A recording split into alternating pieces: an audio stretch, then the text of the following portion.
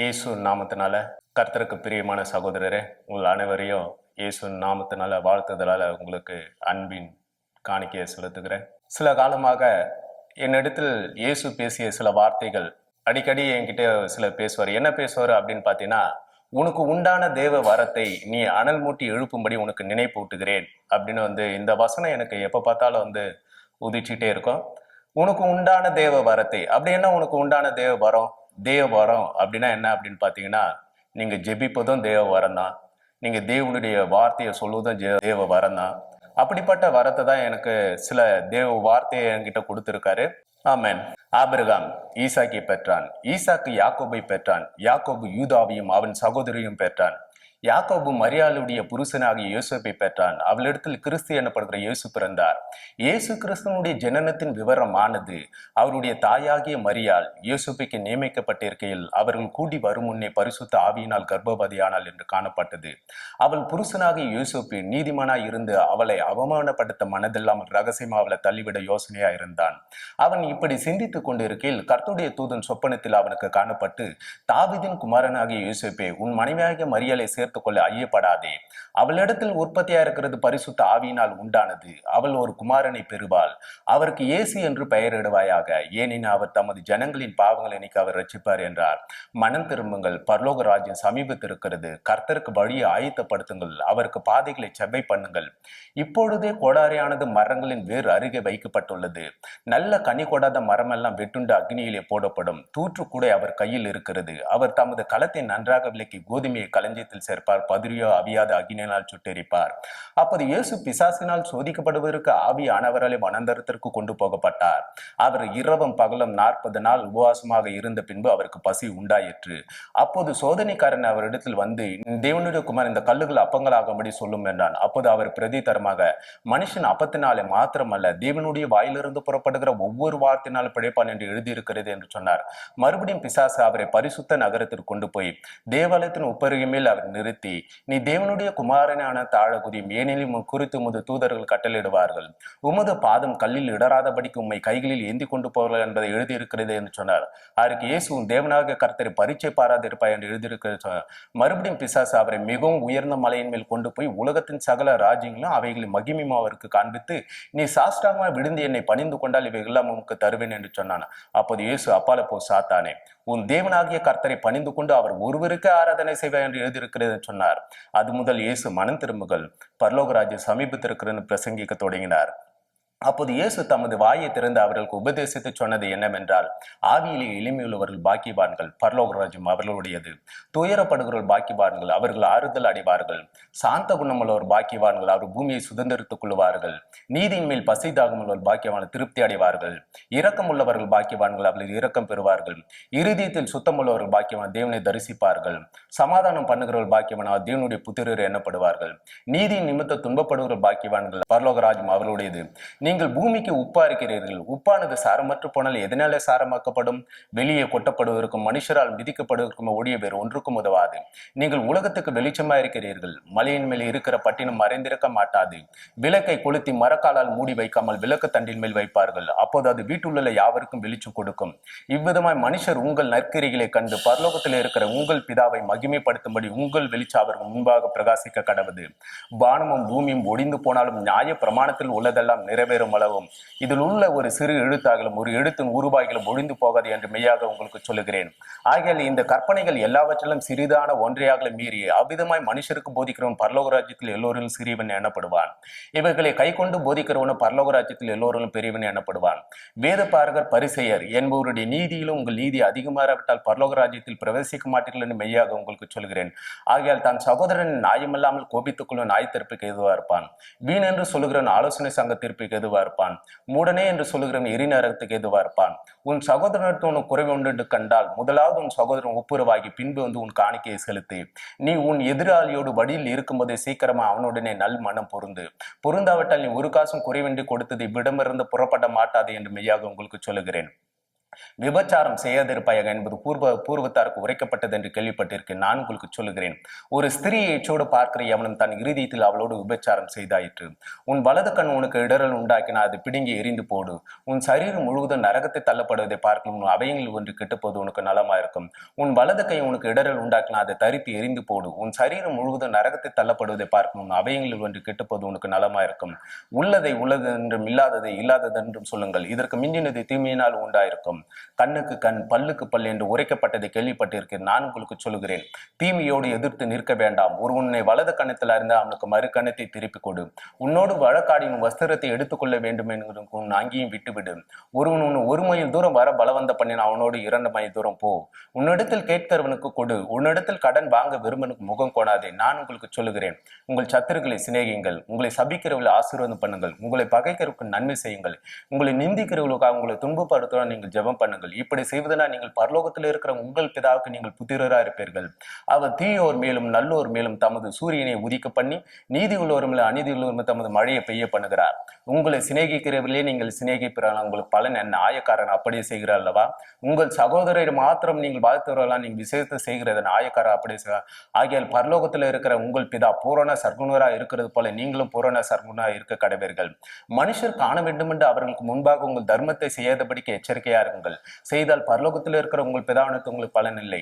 நீயோ தர்மம் செய்யும்போது மனுஷரால் புகழப்படுவதற்கு மாயக்கார ஆலயங்களும் வீதிகளும் செய்வது போல உனக்கு முன்பாக தாரை ஊதுவியாதே. அவர் தங்கள் பலனை அடைந்து தேர்ந்தது என்று மெய்யாக உங்களுக்கு சொல்கிறேன். நீயோ தர்மம் செய்யும் போது உன் தர்மம் அந்தரமா இருப்பதற்கு உன் வலது கை செய்கிறது உன் இடது கை அறியாதிருக்க கடவுது. அப்போது அந்தரங்கத்தில் பார்க்கிற பிதா தாமே உனக்கு வெளியரங்கமாய் பலன் அளிப்பார். அன்றி நீங்கள் ஜெபம் பண்ணும்போது மாயக்காரரை போல இருக்க வேண்டாம். அவர் ஜெப ஆலயங்களில் வீதிகளில் சந்துகளில் ஜெபம் பண்ண விரும்புகிறார்கள்.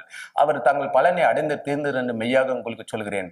நீயோ ஜெபம் பண்ணும்போது உன் அறை வீட்டுக்குள் பிரவேசித்து உன் கதவை பூட்டி அந்தரங்கத்தில் இருக்கிற உன் பிதாவை நோக்கி ஜெபம் பண்ணு.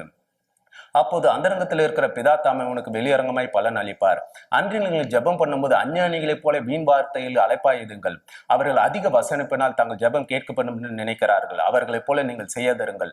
உங்கள் பிதாவை நோக்கி நீங்கள் வேண்டிக் கொள்வதற்கு முன்னமே உங்களுக்கு என்னது தேவை என்று அவர் அறிந்திருக்கிறார். நீங்கள் ஜெபம் பண்ண வேண்டிய விதமாவது, பரமனில் இருக்கிற எங்கள் பிதாவே, உம்முடைய நாமம் பரிசுத்தப்படுவதாக, உம்முடைய ராஜ்யம் வருவதாக, உம்முடைய சித்தம் பரமண்டலத்தில் செய்யப்படுவது போல பூமியில செய்யப்படுவதாக. இன்று எங்களுக்கு வேண்டிய ஆகாரத்தை இன்று எங்களுக்கு தாரும். எங்கள் கடனாளிகளுக்கு நாங்கள் மன்னிக்கிறது போல எங்கள் கடன்களை எங்களுக்கு மன்னியும். எங்களை சோதனைக்கு உட்படாமல் தீமையிலிருந்து எங்களை ரட்சித்துக் கொள்ளும். ராஜ்யம் வல்லமையும் மகிமையும் என்றென்றைக்கும் உம்முடையது. ஆமேன் என்பதே. மனுஷுடைய தப்புதங்களை நீங்கள் அவர்களுக்கு மன்னித்தால் உங்கள் பரமபிதா உங்கள் தப்புதங்களை உங்களுக்கு மன்னிப்பார். மனுஷுடைய தப்புதங்களை நீங்கள் அவர்களுக்கு மன்னியாதிருந்தால் உங்கள் பரமபிதா உங்கள் தப்புதங்களை உங்களுக்கு மன்னியாதிருப்பார். பூமியில உங்களுக்கு பொக்கிஷங்களை சேர்த்து வைக்க வேண்டாம்.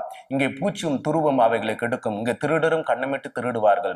பரலோகத்தில் உங்களுக்கு பொக்கிஷங்களை சேர்த்து வையுங்கள். அங்கே பூச்சியாவது துருவாவது அங்கே கெடுக்கிறதும் இல்லை, அங்கே திருடர் கண்ணமிட்டு திருடுறதும் இல்லை. உங்கள் பொக்கிஷம் எங்கே இருக்கிறதோ அங்கே உங்கள் இருதயம் இருக்கும்.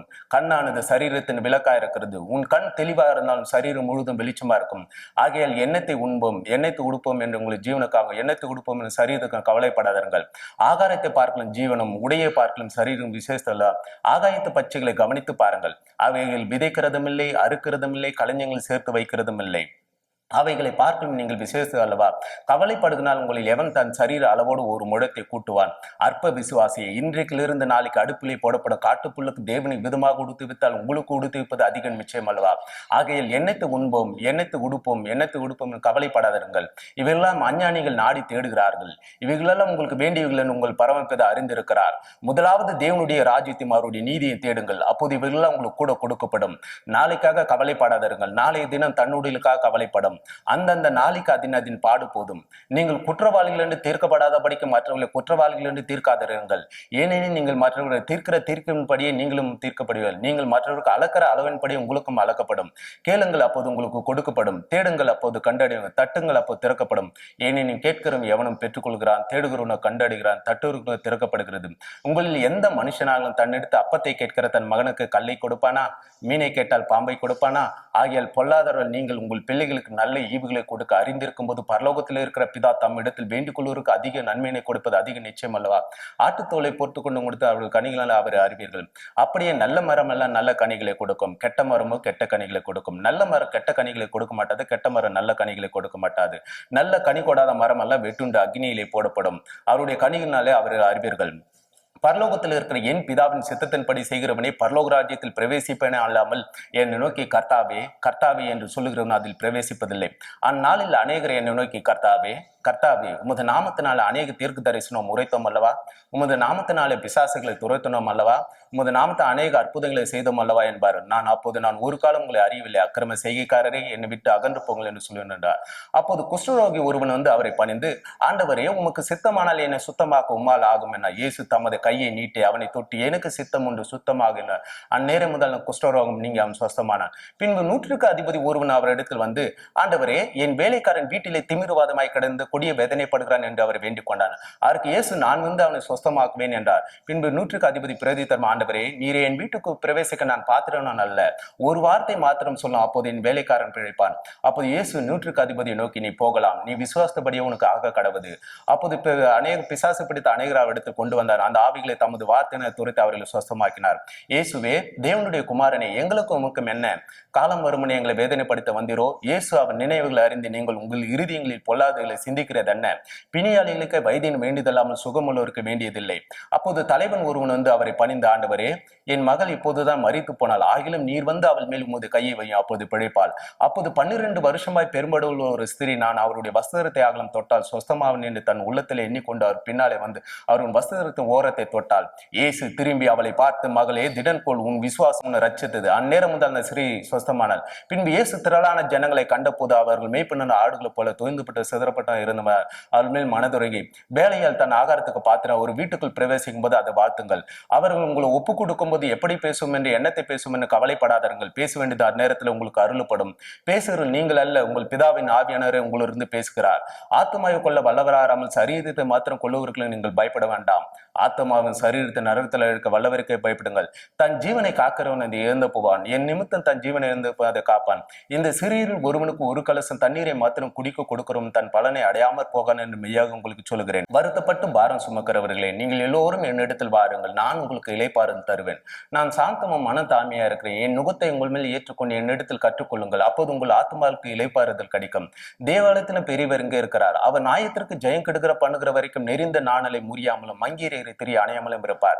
தனக்குத்தானே விரோதமாய் பிரிந்திருக்கிற எந்த ராஜ்யமும் தனக்குத்தானே விரோதம் பிரிந்த எந்த வீடும் பட்டணும் நிலை நிற்க மாட்டாது. மரம் நல்லதென்றால் அதன் கனியும் நல்லதென்று சொல்லுங்கள், மரம் கெட்டதென்றால் அதன் கனியும் கெட்டதென்று சொல்லுங்கள். மரமானது அதன் கனிகளாலே அறியப்படும். விரின் பாம்பு குட்டிகளே, நீங்கள் பொல்லாதவர்களாக இருக்க நலமானவர்கள் எப்படி பேசுகிறீர்கள்? இருதயத்தின் நிறைவினால் வாய் பேசும். மனுஷர் பேச வீணான வார்த்தைகள் யாவையும் குறித்து நியாய தீர்ப்பு நாளிலே கணக்கு ஒப்புவிக்க வேண்டும். நீ வார்த்தைனா நீதிமன்றம் தீர்க்கப்படுவாய், வார்த்தையினர் குற்றவாளி என்று தீர்க்கப்படுவாய். இந்த தாயாரும் சக அப்போ யாரும் தாயாரும் பரலோகத்தில் இருக்கிற என் பிதாவின் சித்தத்தின்படி செய்கிறவனே எனக்கு தாயும் சகோதரமா இருக்கிறார்.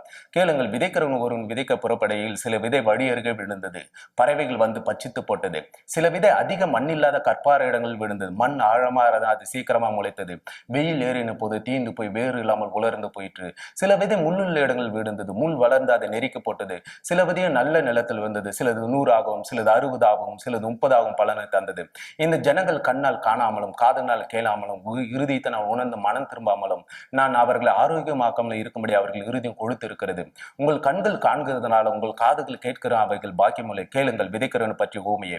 ஒருவன் ராஜ்யத்தின் வசனத்தை கேட்டு உணராத இருக்கும்போது பொல்லாங்கன் வந்தான் இதயத்தில் விதைக்கப்பட்டதை பறித்துக் கொள்கிறான், அவனே வழியருக விதைக்கப்பட்டவன்.